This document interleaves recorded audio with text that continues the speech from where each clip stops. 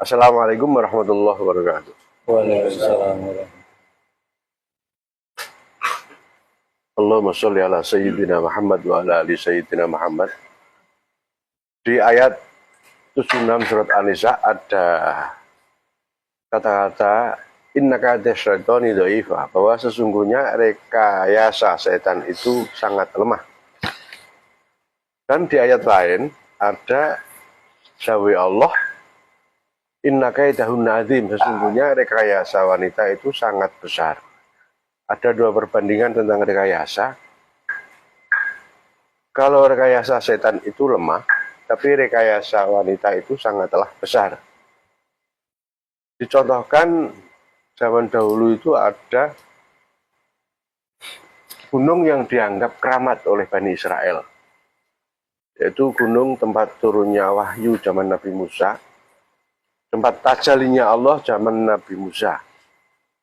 Itu dianggap keramat oleh Bani Israel, sehingga banyak Bani Israel ketika permasalahan tidak bisa diselesaikan, mereka di antara dua orang yang berselisih itu ke gunung bersumpah atas nama pencipta gunung. Wahai Tuhan yang menciptakan gunung, saya bersumpah demi kamu di gunungmu ini bahwa saya benar. Yang satu juga begitu.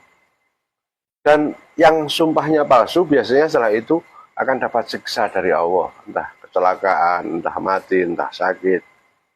Itu banyak terbukti. Suatu saat ada orang soleh yang nikah dengan wanita cantik. Saat itu karena yang orang soleh itu khawatir wanitanya digoda laki-laki, setiap berangkat kerja itu wanita tadi dikunci. Pintu dan jendelanya dikunci oleh laki-laki sehingga wanita tidak bisa keluar rumah agar tidak digoda oleh laki-laki lain. Suatu saat ada cowok jejaka yang lewat rumah situ, wanitanya itu ngintip dari lubang jendela dan manggil jejaka itu. Ngomong-ngomong, lewat lubang jendela itu ada kesepakatan mereka saling mencintai, tapi laki-laki tidak bisa masuk karena semuanya terkunci aksesnya. Suatu saat ketika hari liburan, wanita tersebut ngajak suaminya ke pasar, ingin jalan-jalan ke pasar. Saat jalan-jalan ke pasar itu, si wanita minta izin ke toilet. Kebetulan saat itu kuncinya dibawa oleh si wanita. Ternyata wanita tersebut menggandakan kunci. Kunci rumahnya digandakan oleh wanita. Setelah menggandakan kunci, dia kembali ke suaminya lagi dan jalan-jalan di pasar lagi. Setelah pulang, paginya ketika biasa suaminya berangkat kerja, dia di dalam rumah itu manggil cowok yang lewat tadi. Lewat, dipanggil, diberi kunci yang serpan tadi. Diberi kunci serep untuk bisa masuk ke dalam rumah itu. Akhirnya si wanita tadi dan jejaka itu berzina di dalam rumah itu setiap hari tanpa diketahui oleh suami. Karena suami sudah percaya, sudah saya kunci semuanya, tidak mungkin ada orang yang bisa masuk. Tapi tetangganya pada tahu. Laporan sama sang suami ketika pulang kerja. Istrimu setiap hari itu memasukkan laki-laki ke dalam rumah. Oh, saya tidak percaya. Karena sudah saya kunci semuanya. Dan kunci saya yang pegang. Setiap saya kerja, saya pegang kunci itu. Tapi buktinya setiap hari dia memasukkan rumah laki-laki. Akhirnya hati sang suami itu agak ragu-ragu. Terus bagaimana caranya memasukkan? Akhirnya dia tanya ke si istri. Istrinya bilang, saya kan tidak pegang kunci. Yang pegang kunci kan suami. Akhirnya suami percaya lagi sama istri. Tapi omongan tetangga itu semuanya kok seragam begitu. Setiap hari memasukkan laki-laki. Akhirnya sang suami tanya lagi sama istri. Kamu apakah benar masukkan laki-laki setiap hari? Tidak, saya setiap hari itu ya di dalam rumah.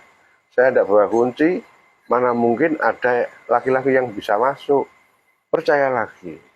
Begitu terus, akhirnya tetangga juga masih ngomong tentang perselingkuhan itu.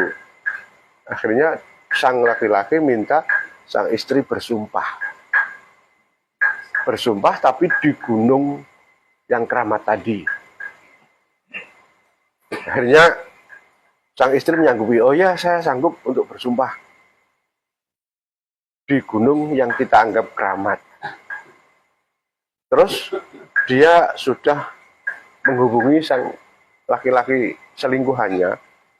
Nanti saat hari H, pokoknya ditentukan besok hari Kamis, kita sumpah di gunung keramat. Selingkuhannya sudah dikoleng, nanti kamu membawa dokar untuk kita numpang bersumpah di gunung keramat bahwa kita tidak selingkuh. Sing laki-lakinya yang diajak selingkuh tidak berani. Wah, saya tidak berani, itu gunung keramat. Nanti akan ada celaka. Dah, itu urusan saya. Sing wanita kayak gitu. Akhirnya benar, hari Kamis si laki-laki tadi nyewa gerobak dokar. Suami istri mau berangkat ke gunung itu, sang istri ngomong, saya tidak mau berjalan ke gunung itu kalau tidak naik dokar. Akhirnya ya wis disewake dokar. Dokare dekat situ milik selingkuhan tadi. Akhirnya benar, mereka berjalan pakai dokar ke gunung keramat. Ketika sampai gunung keramat, si wanita itu memang sengaja membawa rok yang tidak pakai celana dalam. Dia begitu turun dari dokar, pura-pura jatuh, dan roknya itu membuka sampai terlihat auratnya. Dan si pembawa dokar dan suaminya juga tahu sampai terlihat kelaminnya.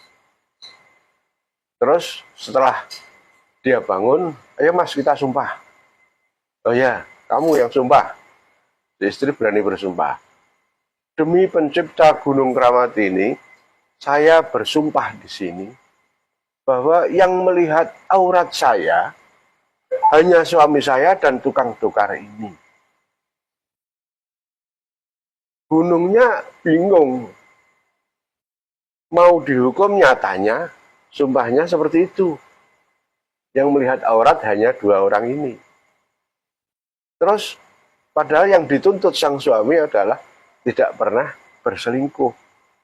Tapi dengan kata-kata si istri tadi menjadikan suami menjadi percaya bahwa yang melihat auratnya saja hanya saya dan tukang dokar. Berarti ya tidak pernah selingkuh. Itu kesimpulan suami sendiri. Inilah yang dikatakan Al-Quran, inna kaidahunna adzim, bahwa rekayasa mereka sangatlah besar. Nah, dari itu setelah kejadian itu, karena gunung itu bingung tidak bisa memberikan keputusan, akhirnya gunung saat itu keramatnya dicabut oleh Allah, sudah tidak keramat lagi. Karena dia tidak bisa memutuskan memberikan siksa atau tidak. Karena ternyata ya memang benar yang melihat auratnya hanya berdua itu. Nah inilah bukti Al-Quran itu benar bahwa rekayasa wanita itu sangatlah besar, tapi rekayasa setan, inna kaidah syaitoni dha'ifa, rekayasa setan itu lemah. Maka kita jangan terlalu takut dengan setan. Yang perlu kita waspadai semestinya rekayasa wanita-wanita kita. Kita ya percaya pada istri-istri kita, tapi jangan 100%, minimal ada sedikit pengawasan, ada sedikit keraguan, agar mawas diri kita itu tetap terjaga. Begitu, terima kasih.